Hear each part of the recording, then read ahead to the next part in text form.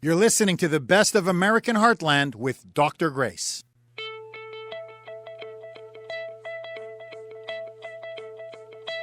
News of the day. Mr. Zimmerman, have you made a decision as to whether or not you want to testify in this case? With values that never die. There are certainly a lot of controversies or scandals brewing right now when it comes to the Obama administration. This is American Heartland with Dr. Grace. Dealing with the federal government is not always high-tech, and it's not always user-friendly. The stories that matter. This is a massive escalation in the tension here in Egypt. The issues that count. I don't know why the media tries to make this into a sensation. We have never hidden the fact that we supply Syria with weapons. This is American Heartland with Dr. Grace. He's got the red, white, blue flying high on the farm. Semper Fi tattooed on his left thumb.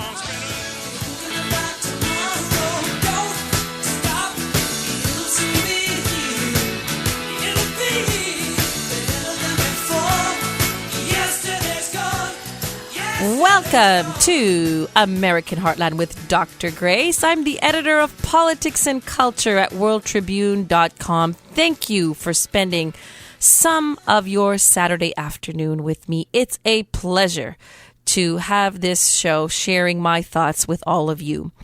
Well, Claptrap Clinton is at it again. She launched her campaign once, but no, we have a second launch. Have you ever heard of anything so ridiculous? When she launched her campaign, part of this broadcast on American Heartland, we criticized her. I said, this is a horrible launch. And so far, it's been a dreadful campaign. She launched her campaign with a YouTube clip, and I think she was trying to be trendy. She was trying to imitate Barack Obama, who has used YouTube very effectively, who has been able to capture new technology, use new technology, often brilliantly. The Clintons aren't really known for that, but they tried, so they launched this YouTube clip, and it was really weak. I was one of those people that said, she needs a big speech at a great venue. And that's how you launch a campaign, as we've seen on the Republican side. What Senator Ted Cruz did at Liberty University, what Mike Huckabee did. All the candidates so far that have launched in the GOP race, many of them have done a really good job of launching it, with the exception of Jeb Bush, who is behaving like Clinton. There's like a pre-launch and then there's a real launch. Pretty idiotic, if you ask me, and I don't think it makes a good impression. But anyways, here we are. So, Hillary's campaign has floundered. The YouTube clip didn't really work, and she's been really pestered by both the left and the right with questions. And the questions have abounded about the seedy, unlawful activity regarding the Clinton Foundation. The questions have emerged again and again about why she won't take questions, why she's not talking to the media, why all her events are staged. And finally, on the left and on the right, people are saying, why is she not taking a stand on Trade Promotion Authority, which everybody's talking about, TPA and TPP? So really, since she's launched her campaign, there have been nothing but questions. And her poll numbers have sank. Now, according to the latest polls, 57% of Americans regard her as untrustworthy. So essentially, the campaign had to do something. Let's reintroduce Hillary. And in terms of a public relations campaign, what they did with a big speech, with Hillary looking her best, had some elements that were quite effective, especially if you don't follow the news very carefully. You might be bamboozled. So Hillary, looking better than I've seen her look in a long time, with golden blonde hair, very stylish, with a very effective blue pantsuit on a sunny day in Roosevelt Island in New York, she launched her campaign once again. So if you haven't been following the news for the last 3 months, if you're half brain dead, the campaign has now begun once again. Well, let's listen to Hillary Clinton, the most known name in America, reintroducing herself. Roll it.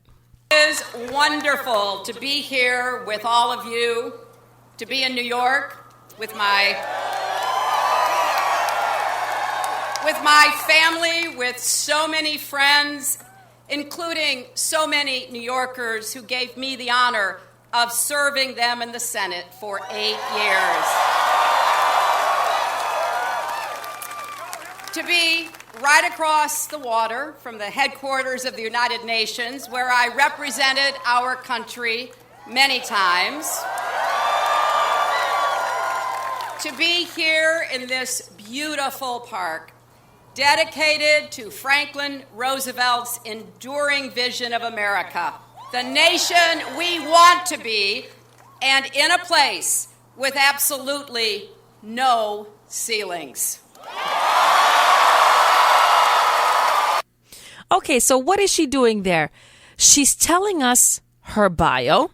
So she's been a senator. She represented America at the United Nations, basically alluding to her role as Secretary of State. But it's a bio. It's not a record of achievement. As though having a position is the same thing as achieving something in a position. And then she has to address a key question. She is trying to be a barrier breaker, right? As she says, it's a place without ceiling. So she's going to play that gender card this time. But the problem is her campaign is overshadowed by two men. Her husband, Bill Clinton, his record as president, and Barack Obama's record as president. So what is she going to do? How is she going to, on the one hand, tap into the fact that she rose on the coattails of these men, but at the same time distinguish herself? She found another card to play.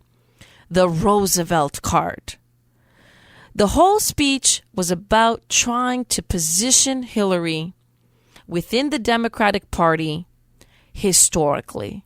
And to say, look, there have been some key Democratic leaders, and Hillary is going to be unlike her husband, unlike Barack Obama, but within a long-standing Democratic tradition of fighting for the little guy. And so that was kind of the common theme throughout this entire speech. She, the one who is worth millions of dollars, millions that have been achieved, that have been earned in an unlawful manner, as we've discovered and we've explained on this show many times, by basically pimping out the office of Secretary of State to foreign nations. She is going to be the fighter for the working men and women of America. That's going to be the campaign theme. And how does she do it? Well, she's got to return to some of the themes that worked for Barack Obama. Bash Bush and bash the Republicans because they had led us to economic collapse, and only the Democrats found the way forward. Roll it. When President Obama honored the bargain, we pulled back from the brink of depression, saved the auto industry, provided health care to 16 million working people, and replaced the jobs we lost faster than the historical average after a financial crash. But it's not 1941 or 1993 or even 2009.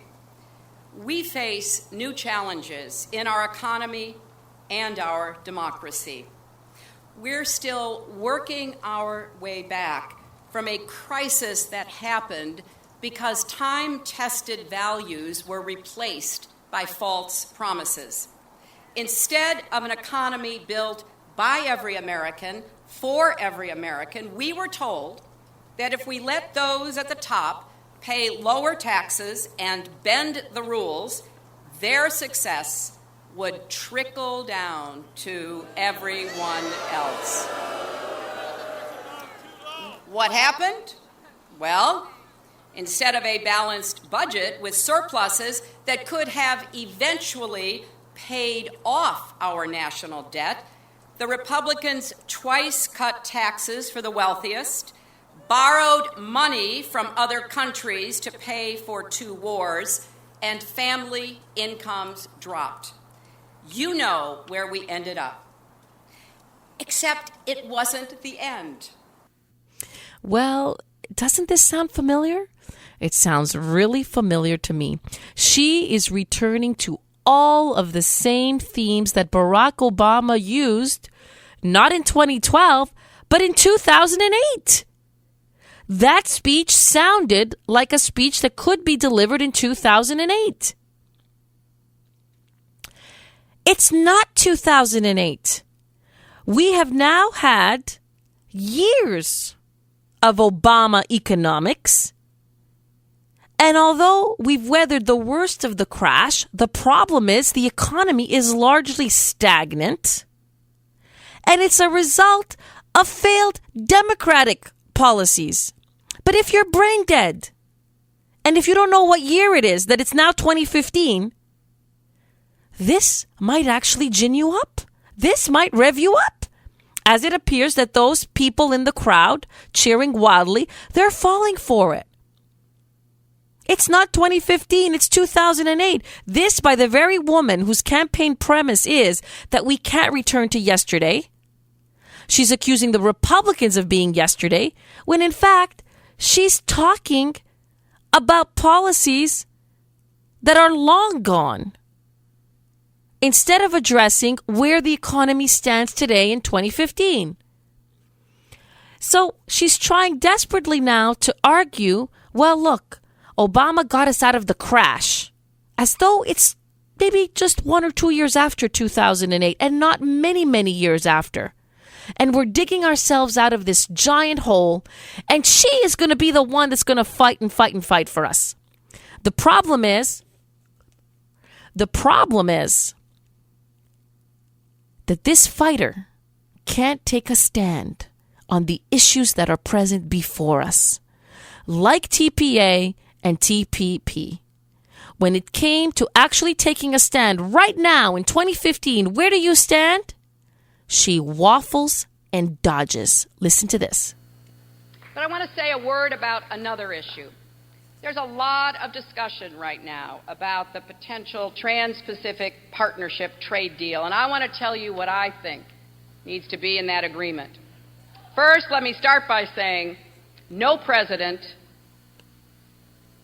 would be a tougher negotiator on behalf of American workers, either with our trading partners or Republicans on Capitol Hill, than I would be.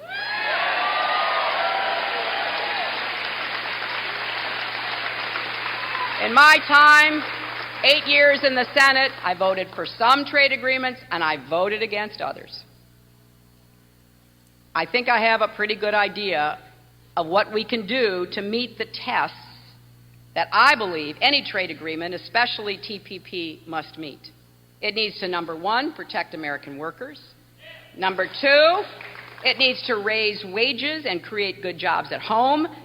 Number three, it needs to be in our national security interest. I've been saying that for months. Now, here's what I think should happen now. In order to get a deal that meets these high standards, the President should listen to and work with his allies in Congress, starting with Nancy Pelosi, who have expressed their concerns about the impact that a weak agreement would have on our workers, to make sure we get the best, strongest deal possible, and if we don't get it, there should be no deal. Claptrap Clinton. Not taking a stand, hedging her bets between Obama and Pelosi. The Democratic Party is currently divided. And where is she? She is AWOL, missing in action. So for all the theatrics of this relaunch, we're back to where we started. On the substance of the matter, we don't hear Hillary Clinton roaring as she pretends to be, I am woman, hear me roar. In fact, this is relaunch number 2 with a whimper.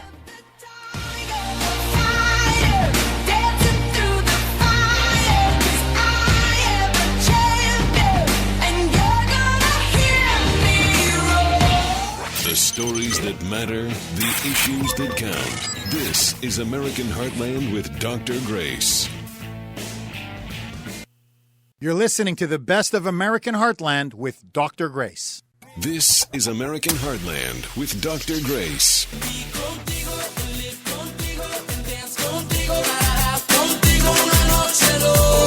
Welcome back to American Heartland with Dr. Grace. I'm the editor of Politics and Culture at worldtribune.com.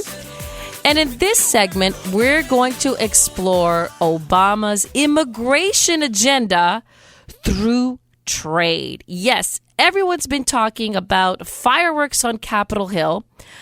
The Democrats actually betrayed their own president. Nancy Pelosi stabbed Obama in the back, and she led a wing of the Democratic Party that voted against assistance for displaced workers, which really sunk Trade Promotion Authority.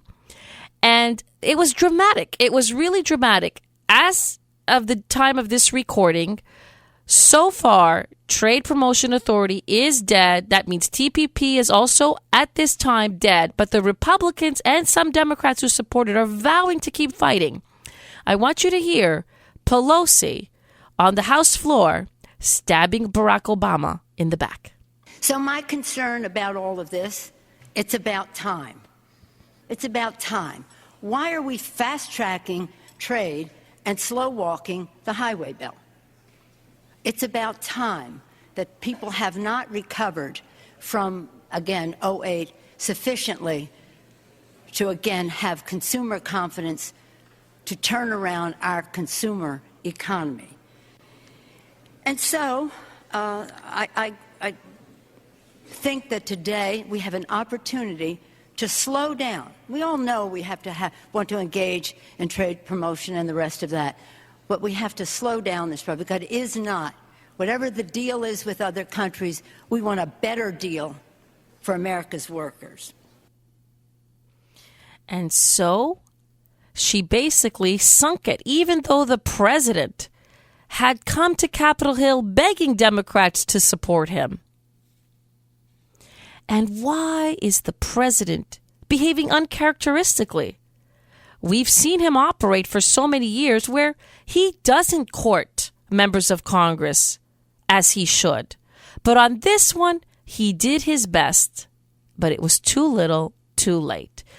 Here today to discuss the president's immigration agenda via trade is a radio talk show host. He's the spokesman for AMAC. He's a radio and TV commentator, Mr. Josh Bernstein. Welcome to the broadcast.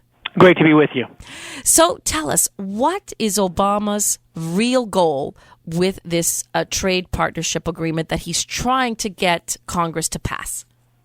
Well, basically, you got to take a trip down memory lane. In 2012, Barack Obama defied Congress and did an executive order called DACA, which allowed the children of illegal immigrants to be in the country. There's about 800,000, almost a million of them. And then, obviously, we know in November, as the returns were coming in and the American people were repudiating his policies, he decided not to work with Congress and passed executive amnesty, 5.5 million illegal immigrants, and giving them amnesty. However, because the Republicans were too weak to actually step up and actually stop it when they had the political capital and the will and the leverage to do so, we then punted it to the courts. And thankfully, Judge Hainan put an injunction on the executive amnesty. And then, obviously, Barack Obama went to the Fifth Circuit Court of Appeals and was denied once again as the injunction was upheld. So then he comes out and he says, okay, well, I guess I lost, so I'm really not going to bother with amnesty anymore, wink, wink, wink. And the reason I say wink, wink is because of the fact that if he's allowed to have the Trade Promotion Authority and the Trans-Pacific Partnership, in particular the Trade-in Services Agreement, he will be then allowed to change, as the way it's written now, immigration law. So he doesn't care about the $5.5 million that he was repudiated for. That's why he's not going after that anymore, because he understands that if he gets this Trade Promotion Authority in the situation that it sits in now, he can do a lot more than $5.5 million. And if you look at it closer, you will see that there's a page 4 and a page 5 in the negotiated text, and it says that it would require the U.S. to change its work visa process for 40 separate industries. Okay? Then it also states that the period of processing applications may not exceed 30 days. Now, any immigrant that has come here legally and has gone through the process would be more than happy to point out the fact that it is a long and very drawn-out process. It does not take less than 30 days. As a matter of fact, 30 days is probably a minimum amount. So by them putting this language in here stating that all applications may not exceed 30 days, what do you think that means? But doesn't that just, let me just play devil's advocate for a second. Doesn't that simply mean providing them work permits? That's not the same thing as a path to citizenship or a permanent stay in the country. Well, I understand that, but we're also not throwing the people out that have expired visas. We're also giving them Social Security numbers and having them have the ability to vote in our elections and change the vernacular of the country, the entire text and context of our country. So I think that when you take all that into consideration, the House needs to understand that they need to put some language in this bill that clearly states that no immigration changes will be allowed with this with the Trade Promotion Authority.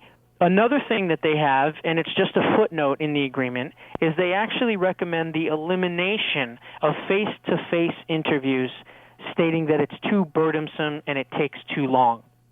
Now, the only interpretation of any thinking, clear individual can come to the conclusion of is that they don't want face-to-face interviews because it takes too much time.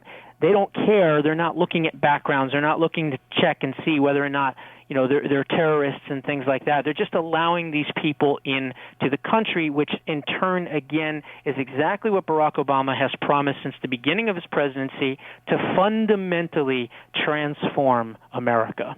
Right. Now, in this case, you're talking about an authority that the trade partnership would give. You interpret this as it would give it directly to the president to make these decisions, not a commission, an international tribunal, because there's been a lot of fears that what the Trade Pacific Partnership will really do is set up an international body, and that international body will create a group of elite bureaucrats, and they will actually override American sovereignty, and it will be they rather than the president that will make a lot of decisions regarding immigration policy. So you're seeing this as a double-edged sword, both, right? I certainly do. Yeah, and as a matter of fact, I haven't read the actual text, but I know people that have, and they've told me a lot of the detailed information. And you are correct. It will supersede U.S. law. It'll supersede the United States Supreme Court past and future decisions, and it will allow foreign companies, which there are about 700 foreign-owned enterprises and businesses in the United States that are operating right now. It will give those businesses a clear economic advantage to skirt our laws, and if they don't agree with an American company, they can then litigate that American company to a UN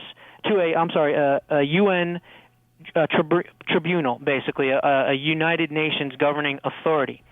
Now, let's back up a little bit. Trade Promotion Authority is not new, okay? Since 1934, there's been 13 presidents that have requested Trade Promotion Authority, and 12 of them have had it accepted. There's only one case in which it was not, and that is Richard Nixon. And the reason is because of Watergate, and he was getting ready to resign. Right, and let me just remind everybody, because some people get confused. So Trade Promotion Authority is simply that the president would present a trade bill to Congress, and Congress cannot provide any amendments or make any changes, but has the right to just vote up or down. Continue. That is correct. And here's the thing, and I hate to be the bearer of bad news, because I'm against this Trans-Pacific Partnership. I'm also against the Trade Promotion Authority, especially the way it's written. However, people need to understand we cannot stop this. And let me explain why. Because in 1974, according to the U.S. Trade Act of 1974, it is exactly what you just said. The president is required to present the negotiated agreement for approval by the House of Congress and must follow strict congressional guidelines during negotiations. In return, Congress agrees to limit debate and amendments before the final vote in order to allow time passage of deals brokered with foreign governments. Moreover, the president is required to make the text public at least 60 days prior to a vote on the agreement. Now, the long and short of that is that even if we deny the president trade promotion authority, because of the 1974 Trade Act, he still has the authority to enter into the Trans-Pacific Partnership. So we're looking at a situation that ultimately we cannot stop, but what we can do is offer amendments now to try to strengthen it to keep this president from usurping more authoritative power. And how do we do that? Well, you've got Jeff Sessions, Senator Well, I just want to stop you there for 1 second, because if Congress doesn't give him fast track, right, and if I know the Republicans are vowing they're going to keep fighting for it, and they're going to try, but if they don't get fast track, the problem that Obama faces is that other nations will not readily want to engage in a trade deal, because the trade deal will have to be presented to Congress, and Congress will then have the right to make amendments. So it kind of puts a huge brake on Obama's vision of what, and it will limit. You see, I disagree with what you're saying. I mean, I think not getting trade promotion authority is going to really prevent him from moving forward. How do you see him being able to continue without trade promotion authority? I mean, that's why the fight is so brutal right now, because everybody knows what's at stake. Well, I think that's a good question, and I think a follow-up to that would be, well, look what's happened already with executive amnesty. The only thing that stopped executive amnesty for now are the courts, because the Republicans didn't have the political will to actually step in and stop it when they promised that they would. So Barack Obama, there's no question that he would use an executive order to pass this. And let's remind the listeners that NAFTA, the North American Free Trade Agreement, was executive order number 12889, signed on December 27th, 1993. So again, NAFTA was an executive order. So what's to keep this president, who has shown the willingness, if you will, egregiously, I might add, to use executive orders as free will, what's to say that he won't use that again to enter into these agreements? And the Republicans haven't stopped him now, so why would they stop him later? Well, you're raising some really, really good questions. And what I find very disturbing is that right now you say, what's to prevent the Republicans from stopping? The Republicans are not even trying to stop him. I mean, when it came to executive amnesty, there was at least, public protestations. We're going to put an end to this. Boehner called him an emperor and a monarch and so on. In this case, you have Boehner and Paul Ryan, and they're saying that they're going to keep on fighting. And it's obvious what's happening is that there is an alliance between big business and members of the Republican Party and the Democratic Party that want to see cheap labor flood this country. That's really what they want, and they're not going to stop until they achieve that goal, regardless of what it does to our national sovereignty and our national character. Absolutely correct. I couldn't have said it better myself. One of the things that I say on my show is I call it the Global-Cratic Party of Washington, because I believe that they're all globalists in both parties. There's liberals in both parties. There's very few conservative constitutionalists left in Washington. They're pretty rare these days. And we're in a bad situation because, God forbid a Jeb Bush or a Lindsey Graham-Nesty or someone like that wins the presidency, we're going to have a continuation of basically what we have seen. And in some respects, again, with technology advancing and everything else, we're going to enter into more of these agreements. So what they're doing ultimately is allowing global governance rather than constitutional governance. And that's the sad part. Yeah, that is sad. And I do agree with you that that's the ultimate goal. However, right now, from a practical point of view, I think that if Trade Promotion Authority kills TPP at this moment, at this juncture, it's going to be very, very hard for the president to try to get this done through executive order, because the argument will be made, well, Congress has actually literally at this moment rebuffed you. Members of your party have rebuffed you. The courts have rebuffed your previous executive overreach. I think there's going to be a huge public outcry. I don't think it's going to be a slam dunk for him. I agree with you that that's his goal. I just think it's going to be a lot harder than you're suggesting.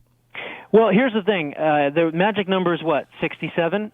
67 to override an executive order, to veto it. I think if he does go that route and does an executive order, you may see a robust opposition to this, and maybe you will have enough votes to override an executive order, and veto it. But we thought that we might see that with immigration, and we didn't see that, and that's because both parties are privy to this, and they both want this. And so I think that you're going to see a lot of people that you normally would think would vote for that override veto not voting for it. Mm-hmm. Excellent points. Excellent points. Very perceptive. Thank you so much for joining us. You just heard Josh Bernstein. He is a radio talk show host. He's the spokesman for AMIC, a radio and TV commentator. And the AMIC website is www.amac.us. What can folks find at that website? Sure. If you are 50 years of age or older and you are maybe a member of AARP and you're tired of them spending billions of dollars on, liberal policies and taking away more of your health care choices, there is an alternative. That alternative, again, is the Association for Mature American Citizens, www.amac.us. It's only $16 a year to join. We've got over 1 million members strong, and we only answer to our members.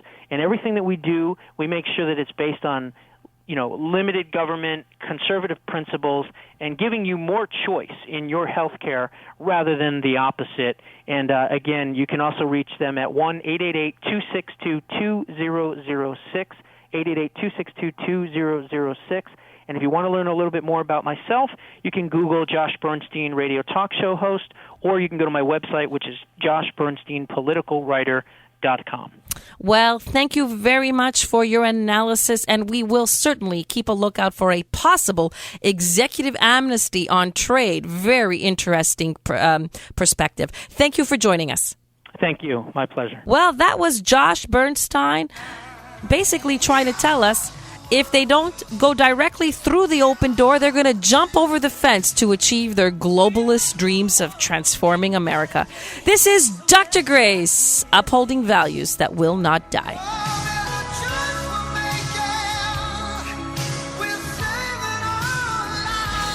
The stories that matter, the issues that count. This is American Heartland with Dr. Grace. You're listening to the best of American Heartland with Dr. Grace. You're listening to the best of American Heartland with Dr. Grace. The stories that matter, the issues that count. This is American Heartland with Dr. Grace. All the clouds blew away.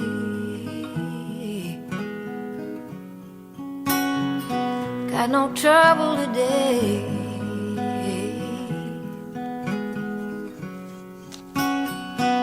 Anyone.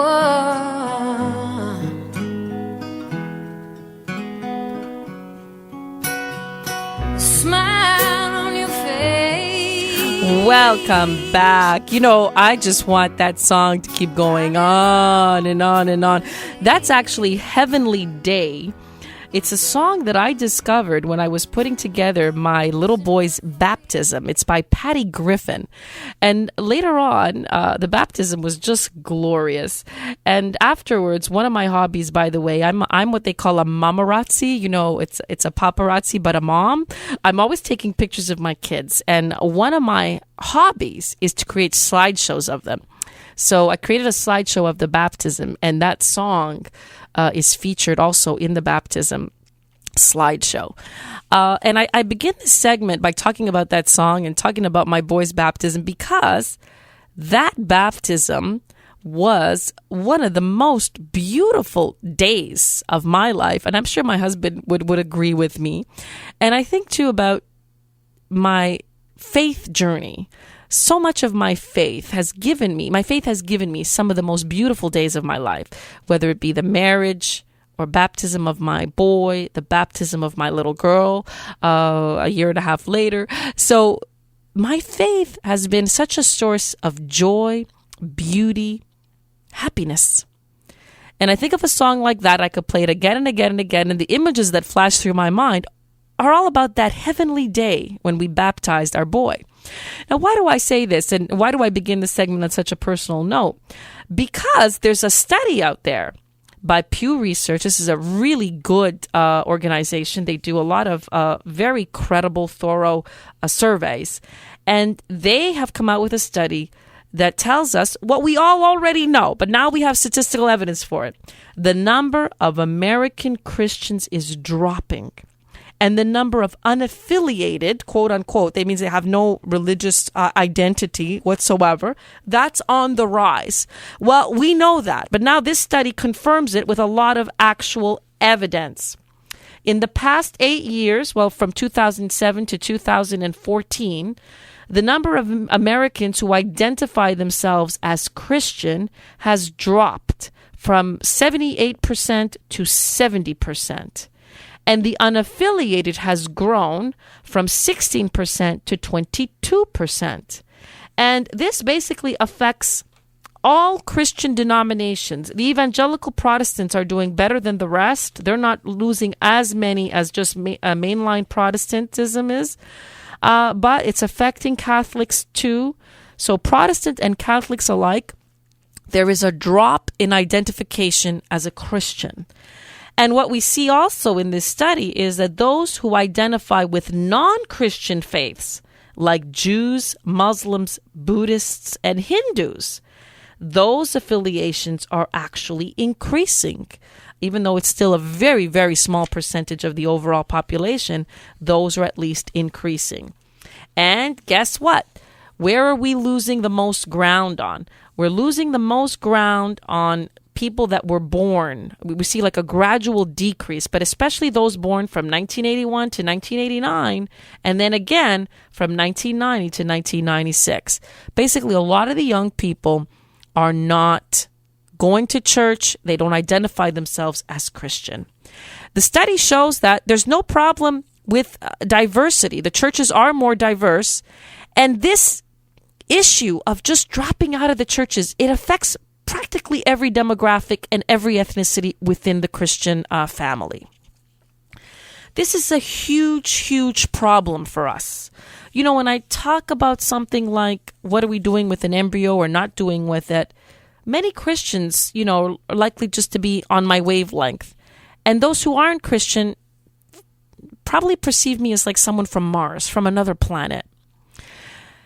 We're starting to develop in our society a group of kids and young people who have either never been exposed to religion or who were exposed and have walked away from it. Why is this happening? It didn't surprise me at all that the study showed that it's affecting Protestants as much as Catholics. It's affecting both. I had a really dear friend. She's still my dear friend. But while I was in D.C., she was a journalist at the Washington Times. She wrote a book. She's a really devout Protestant. She wrote a book called Quitting Church. And I actually read it and I reviewed it for the paper. It's published in the Washington Times. She did a study and multiple interviews. Why are people leaving the church? And you know what? The number one thing that she concluded, that the number one thing that people said is that I feel, check this out, you're going to be shocked at this. Why are people leaving the church? I feel that I'm wasting my time. That's what people said. That nothing that is being said there is relevant to me. that I would rather spend that hour walking my dog, watching TV, going to the park, going to exercise. Church is a waste of time. That's what people said that she interviewed. I say this, if you're a Christian, if you're a profound Christian, you might be surprised at that because you might have thought, well, maybe people are not staying in the churches because the demands are too high. The mainstream media wants you to wants you to believe that it's because it's all primitive and archaic. The absolute standards are too hard to uphold. It's not true. It's actually quite the opposite.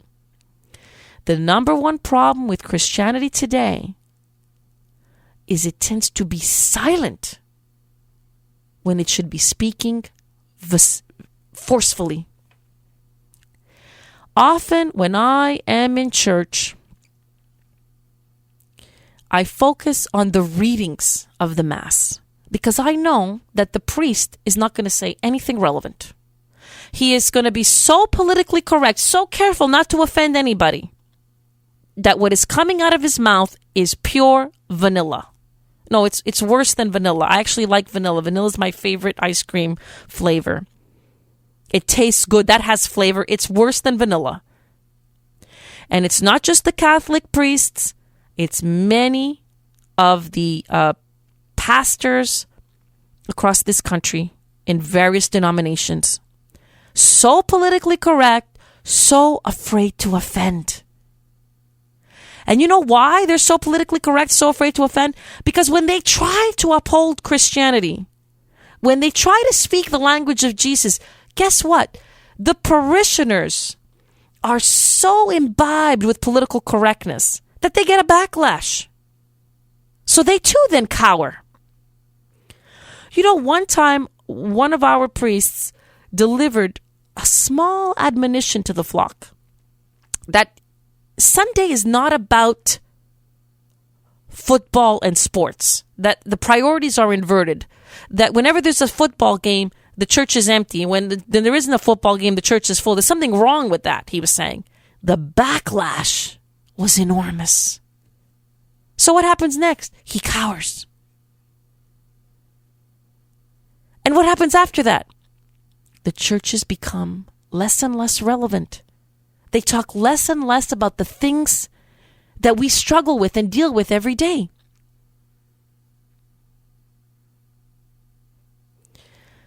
If Christianity is going to thrive, it must follow in the example of Jesus. That seems like such an obvious point. And what did Jesus do? Did he stop talking if the people were offended by what he was saying? No. Did he cower to the conventions of the time? No. Did he try to calibrate his words precisely so that that ethnic group and that ethnic group, this other group wouldn't be offended or affected? No. He stood wherever he was, he spoke his ground to the point that he put his life on the line for his words. That's the example of Christ. And he spoke about good and evil. And he was specific when he spoke about good and evil. Why can't so many of our Christian leaders talk in plain language and say to the flock, this is evil. These actions are evil. And if you want to be good, and if you want to be close to the Lord, and if you want to be happy, this is the path of virtue. Instead, what many priests do, and pastors and so on, is they just sort of point you gently to the Bible. Oh, you'll find the answers there. Well, it's not working. This strategy of passive Christianity is not working. It is failing. We know that visually. We know that when we talk to our neighbors who are not going to church. We know that when we turn around and see our own churches more bare than they should be.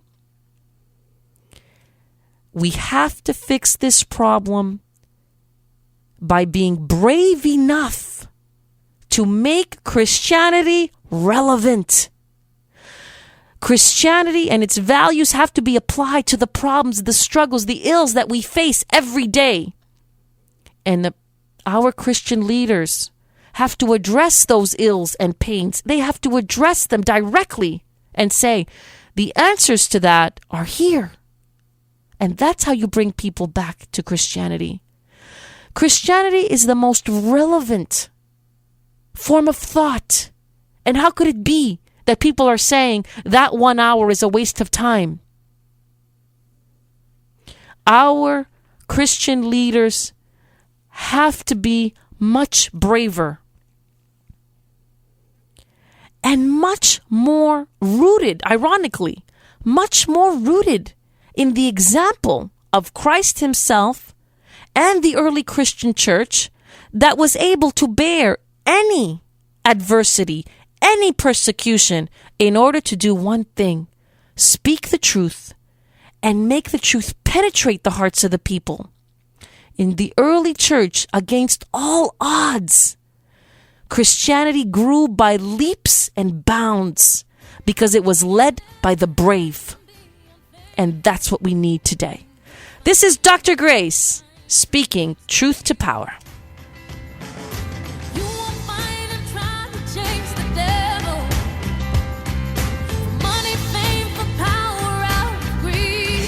The stories that matter, the issues that count. This is American Heartland with Dr. Grace. You're listening to the best of American Heartland with Dr. Grace. The stories that matter, the issues that count. This is American Heartland with Dr. Grace. Shut up, just shut up, shut up, shut up, just shut up, shut up, shut up, just shut up, shut up, shut up, just shut up, shut up, just shut up, shut up, shut up, just shut up, shut up, shut up, just shut up, shut up. It's that time of the broadcast. Who this week deserves the distinction on our show of being told to just shut up? It's Miley Cyrus. She gave an interview in The Guardian, and the headline is Miley Cyrus, quote, "I don't relate to being boy or girl." And in this article, she states that she is a bisexual. And she knew that she was bisexual since the age of 14. And she told her parents at a very early age. She told her mom. And she was raised in a very religious household. And then she says in this interview, quote, "I remember telling her I admire women in a different way. And she asked me what that meant. And I said, I love them. I love them like I love boys." So at the precious age of 14, Miley Cyrus told her mom that she is a bisexual. And then this is what the former Disney star Hannah Montana says in the interview, quote, "It was so hard for her to understand. She didn't want me to be judged. And she didn't want me to go to hell. But she believes in me more than she believes in any God. I just asked for her to accept me, and she has." End of quote. Wow. She believes in me more than she believes in any God? That is an unbelievably arrogant statement. First of all, I doubt that it's an accurate reflection of what her mother believes. I truly doubt that. But it really shows you the mindset of this woman. She really believes that she can make her own morality. That not only gender doesn't really exist because she doesn't relate to being a boy or a girl, sexual standards don't really exist, and she can create standards that supersede any known God. And you know what? In her own simplistic, arrogant manner, she really stated in a frank way how liberals perceive the world. They can remake man and woman in their own image. And all formal former moral standards be damned. This is what she goes on to say. Quote, I'm literally open to every single thing that is consenting and doesn't involve an animal and everyone is of age. Everything that's legal, I'm down with. I'm down with any adult, anyone over the age of 18 who is down to love me. I don't relate to being boy or girl, and I don't have to have my partner relate to boy or girl. Now, this is a mantra. This is a mantra amongst this generation. There's a Taylor Swift song out there that's called Welcome to New York. And one of the lines that's just slipped in there, it's a very catchy beat. Suddenly you hear Taylor Swift going, girls with girls and boys with boys. This is the new freedom that they're peddling. This is the next frontier. Gender doesn't exist and sexuality is fluid. But this really isn't new. This is really old. To those who know history, this is paganism. It predates Christianity. And paganism ultimately failed. And when Christianity came on the world stage, it was perceived as a progressive movement in the sense that it lifted up the standards for men and women. In particular, it gave men and women the security of a household and the ideal that they could love and cherish one another for life. It was seen as a step up. And it seems now that in the name of going forward, we're really going backwards. And worse than this, we have a generation that is so proud that they think they know not only more than their parents, not only more than their church, not only more than the Bible, but they know more than God. And you know what, Miley Cyrus? You're a dimwit. You're a drug-affected dimwit who is having her 15 minutes of fame.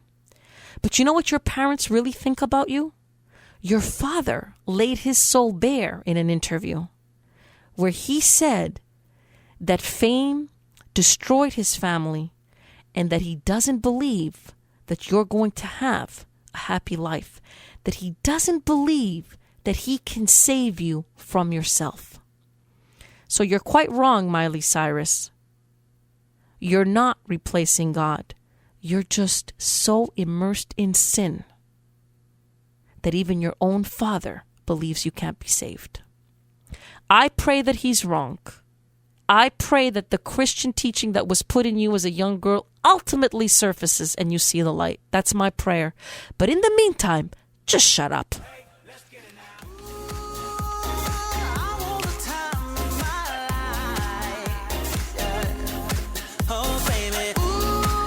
Think about it for a moment. Everybody's worst nightmare. Suddenly, for something you did, you are imprisoned. That is what happened to an author, a commentator, a film producer, Dinesh D'Souza. He made illegal campaign donations and he was sent to a confinement center for 8 months. Well, what was his crime? You know what the real crime was? He was really outspoken about Obama, and he made some movies like 2016, Obama's America, and America, Imagine the World Without Her. Movies that were a real indictment of the Obama regime. And then he was prosecuted for a crime, which we call kind of like a crime that sometimes is prosecuted and sometimes isn't prosecuted. But because he was on the wrong side of the political spectrum, they wielded the full force of the law upon him. Well, he's emerged from his confinement and now he has words of wisdom to share. What was it like in prison? What was it like for a man that overall had led a respectable and virtuous life to end up in jail? Listen to this. So, you're back, you're a convicted felon, you served your sentence. It wasn't really, a hard time. But how was it? Well, Megan, it was, remember when I came on your show right after my sentencing, and I was thrilled not to have a prison sentence and instead to be given this 8 months in a confinement center. Now, I was a bit surprised when I got in the confinement center to recognize that it was the whole gamut of criminals, from, murderers to burglars to people who had been bringing people across the border, drug smugglers. People like you who so it was made actually, an illegal campaign donation. It's quite a range. It was a rough crowd, and but on the other hand, after an initial period of caution in which I basically kept to myself, I tried to figure out if there were gangs going on in there. I tried to figure out how I would survive over 8 months of sleeping, if you may say, with the hoodlums. But after a while, I figured it out, and then I began to talk to them. I began to learn about their lives. I recognized, Megan, I was kind of in a very unusual position that very few people find themselves in, almost like an anthropologist in a strange land. There was a lot to learn. You say a lot of these guys in there, even like the murderers, consider themselves small fry. Why? Well, what I realize is that there's a kind of, you may say, shamelessness among the criminals. I mean, we want people to be rehabilitated. We want them to feel appropriately humbled, to accept that what they did was wrong. And interestingly, most of these people do. It's not like in the Shawshank Redemption where they all say we're innocent. No, they admit that what they did is wrong. But they also have this view, it's kind of an ideology, you might say, that they are the small fry, that the big criminals are out there. They're at large, that they are so powerful that the system can't get them. In fact, they are the system. So I found this to be a very provocative and, in a sense, interesting idea. And I'm trying to research it now to investigate whether the criminals are basically right. I sense a new book and new movie in your future. I'm up against a break, but I have to... Bingo. Even the criminals have a sense of shame, and yet there are others at large in our society that constantly get away with crimes. When I heard this clip, I thought, you know what? Those criminals have got a key insight. Because if you look at the Clintons, they are a prototype of what is being perceived here. They have committed crime upon crime, grave crimes, treasonous crimes. And not only are they not behind bars, they are lionized by the press, and we're actually considering putting one of them, Hillary Clinton, back in the White House.